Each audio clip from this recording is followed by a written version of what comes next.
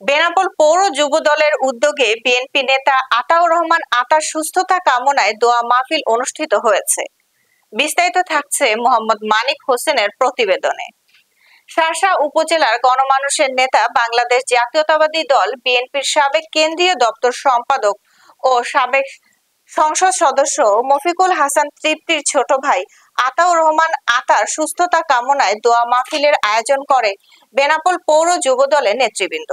উক্ত অনুষ্ঠানে উপস্থিত ছিলেন যশোর জেলা যুব দলের যুগ্ম আহ্বায়ক ও শার্শা উপজেলা যুব দলের সদস্য সচিব ইমদাদুল হক ইমদাদ, বেনাপোল পৌর যুব দলের যুগ্ম আহ্বায়ক জনি হায়দার, আশরাফুল জাম্মান মির্জা, বেনাপোল পৌর যুব দলের সদস্য মফিজুর রহমান পিন্টু, জিয়ারুল রহমান সোহাগ, যুব নেতা শাহিন জুয়েল মানিক ও স্বেচ্ছাসেবক দলের আহ্বায়ক শহীদুল ইসলাম শহীদ, সদস্য সোহাগ রায়হান, বেনাপোল পৌর ছাত্র দলের সিনিয়র যুগ্ম আহ্বায়ক তোফাজ্জল হোসেন তুহিন, যুগ্ম আহ্বায়ক